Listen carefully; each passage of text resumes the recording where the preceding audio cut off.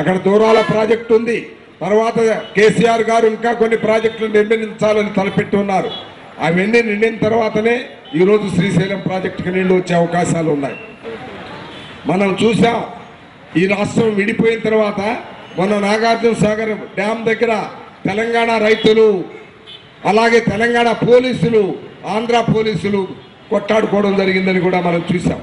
మరి ఆ విధంగా ఉన్నటువంటిప్పుడు నిజంగా బాగా పుష్కలంగా వర్షాలు వచ్చి కృష్ణా నదిలో ప్రవాహం బాగా ఉన్ననాడు నిజంగా మరి పోతిరెడ్డిపాడి హెడ్ రెగ్యులేటర్ని ఇంకా విస్తరింపజేసి ఆ కాలువలన్నిటిని కూడా దానికి తగిన పరిణామంలో విస్తరింపజేసినట్లయితే మనకు సోమశిల ప్రాజెక్టు కానీ కండేరు ప్రాజెక్టు కానీ త్వరితగతిన 1 నెల రోజుల్లోనే నిండే అవకాశం వస్తుంది.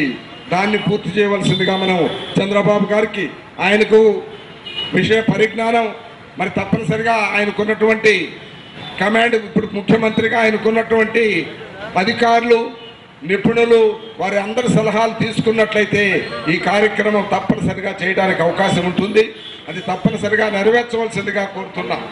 అలాగే ఈనాడు పోలవరం ప్రాజెక్టు కూడా జాతీయ ప్రాజెక్టుగా కేంద్రం పరిగణించి దానికి అయ్యే ఖర్చు అంతా కూడా అక్కడ కేంద్రం నుంచి వచ్చే అవకాశాలు ఉన్నాయి.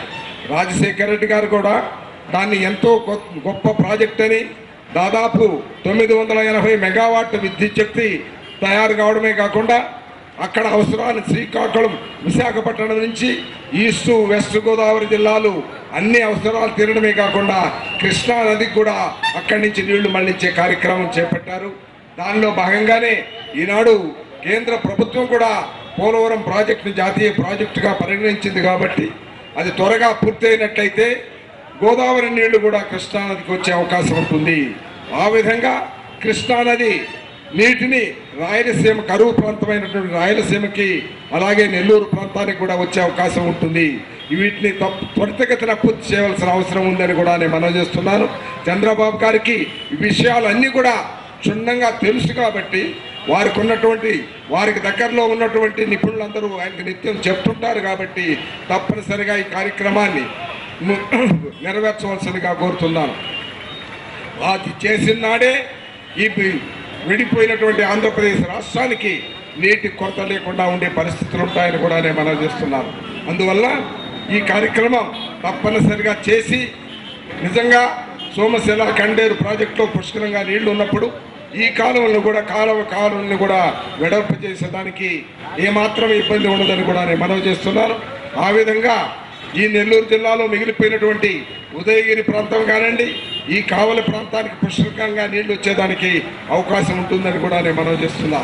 సాధారణంగా మనం చూస్తున్నాం ఎన్నికల వాగ్దానాలు ఎవరైనా ఎన్నికల్లో వాగ్దానాలు చేసినట్లయితే తప్పనిసరిగా వాటిని నెరవేర్చవలసిన అవసరం బాధ్యత వాళ్ళ మీద ఉంటుంది.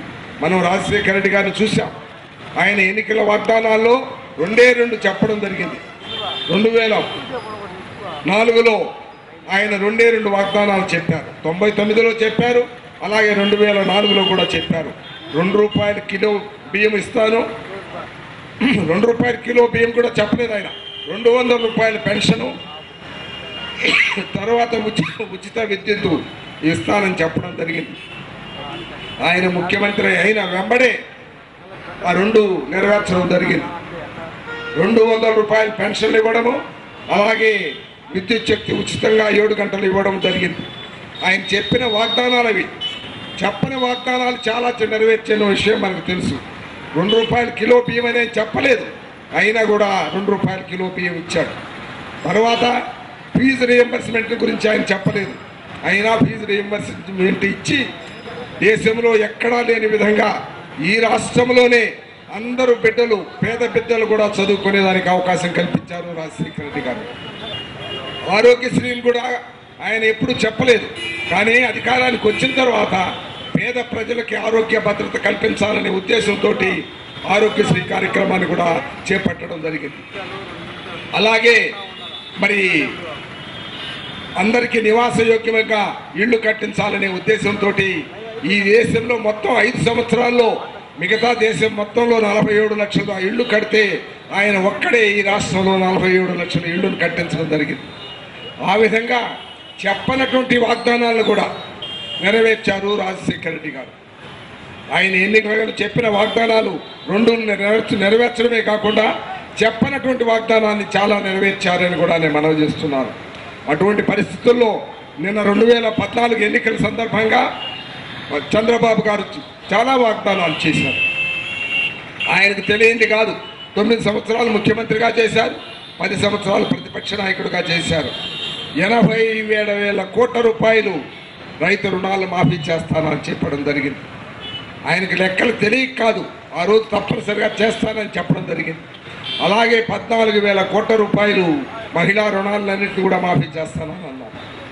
కానీ ఎన్నికలై నిజంగా ప్రజలు ఆశపడి నిజంగా ఈయన ముఖ్యమంత్రి అయితే ఈ కార్యక్రమాలన్నీ చేస్తాడనే ఉద్దేశంతో ఆ ప్రాంతంలో ఎక్కువగా నెల్లూరు జిల్లా, రాయలసీమలో కాదు కానీ ఉత్తర కోస్తాలో అందరూ ఆశపడి ఆయనకు ఓట్లు వేయడం జరిగింది. ఆ విధంగా ముఖ్యమంత్రి అవడం కూడా జరిగిందని కూడా నేను మనవి చేస్తున్నాను. అయిన తర్వాత చేసిన వాగ్దానాలను మర్చిపోయి ఈనాడు రైతు రుణమాఫీ గురించి ప్రస్తాపన లేదు. 5,000 కోట్ల రూపాయలు ఏంటండి? 87,000 కోట్ల రూపాయలు రుణాలు ఉంటే 5,000 కోట్ల రూపాయలు నేను ఇస్తున్నాను ఈ సంవత్సరం అని చెప్పడం జరిగింది. మహిళా రుణాల గురించి అయితే 14,000 కోట్ల గురించి దాని ప్రస్తాపనే లేదు. మరి ఎన్నికల్లో వాగ్దానం చేసినవి ఈ విధంగా మర్చిపోవడం ఎంతవరకు సబబు? రాజశేఖర రెడ్డి గారిని చూశారు కదా ఈ రాష్ట్ర ప్రజలు. ఆయన చెప్పనటువంటి వాగ్దానాలు కూడా నెరవేర్చారు. మీరు చెప్పినటువంటి వాగ్దానాలు జగన్మోహన్ రెడ్డి గారు కూడా ఆ రోజు ఎన్నికల ముందు చర్చించడం జరిగింది. రుణమాఫీ చంద్రబాబు గారు చెప్తున్నారు, మనం కూడా చెప్తామని చాలామందికి వైఎస్ఆర్ కాంగ్రెస్ పార్టీ నాయకులందరూ కూడా ఆయన కోరడం జరిగింది. ఆయన చర్చించారు ఇది వీలవుతుందా లేదా అని. నిపుణులతో ఆర్థిక శాస్త్రవేత్తలతో చర్చించడం జరిగింది. ఇది ఏమాత్రం వీలు పడదు, చాలా కష్టము అని చెప్తే ఆయన గురించి ఎగతాళి చేశారు. ఆయనకేం తెలుసు, చిన్న పిల్లవాడు, ఆయనకేం తెలుసు, ఎంతో అనుభవం ఉన్నటువంటి చంద్రబాబు గారు తప్పనిసరిగా తీరుస్తారని చెప్పడం కూడా జరిగింది. కానీ నిజంగా ఇప్పుడు మీరు తీర్చారా అని నేను అడుగుతున్నాను. ఈ విధంగా ప్రజలను మోసం చేయడం కాదా ఇది అని నేను మనవి చేస్తున్నాను. మీరు చెప్పినటువంటి వాగ్దానాన్ని భంగపరిచారు కదా అని కూడా నేను మనవి చేస్తున్నాను. అందువల్ల ఈనాడు ఈ కార్యక్రమాలు మీరు ఎన్నికల్లో ప్రజలకు ఇచ్చిన వాగ్దానాలన్నీ తొంగలో తొక్కి వాటిని భంగం చేశారు కాబట్టి ఈ రాష్ట్ర ప్రజలు తప్పనిసరిగా జ్ఞాపకం పెట్టుకుంటారని కూడా నేను మనవి చేస్తున్నాను. అయినప్పటికీ కూడా మీరు ముఖ్యమంత్రిగా 5 సంవత్సరాలు ఉండబోతున్నారు.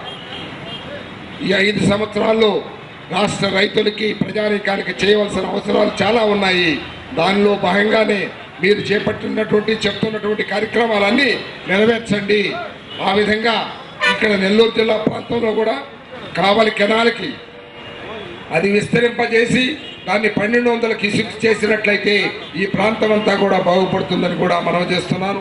అందుకనే ప్రభుత్వ దృష్టికి ఈ సమస్యలన్నీ తీసుకురావాలనే ఉద్దేశంతో ఈనాడు కావలి శాసనసభ్యుడు ప్రతాప్ కుమార్ రెడ్డి గారు ఈ 3 రోజులు నిరాహార దీక్ష ఉన్నారని కూడా మనవి చేస్తున్నాను. ఈ ప్రాంత ప్రజలందరూ కూడా వారికి సంఘీభావం చెప్తున్నారని కూడా నేను మనవి చేస్తున్నాను. ఇది ప్రభుత్వ దృష్టికి సమస్యలన్నీ పోయి తప్పనిసరిగా ఈ సమస్యలకు పరిష్కారం చూపించవలసిన అవసరం ఉందని కూడా మనవి చేస్తూ, ఏది ఏమైనా సరే ఈ 3 రోజులు మనం ప్రతాప్ కుమార్ రెడ్డి గారికి, మన శాసనసభ్యులకి మనమందరము సంఘీభావం చెప్పవలసిన అవసరం ఉంది. ఈ ప్రాంత ప్రజలందరూ కూడా తప్పనిసరిగా వచ్చి ఈ కార్యక్రమాన్ని జయప్రదం చేయవలసిందిగా మీ అందరికీ మనవి చేస్తూ, మీ అందరికీ నమస్కరిస్తూ సెలవు తీసుకుంటున్నాను. జై హింద్.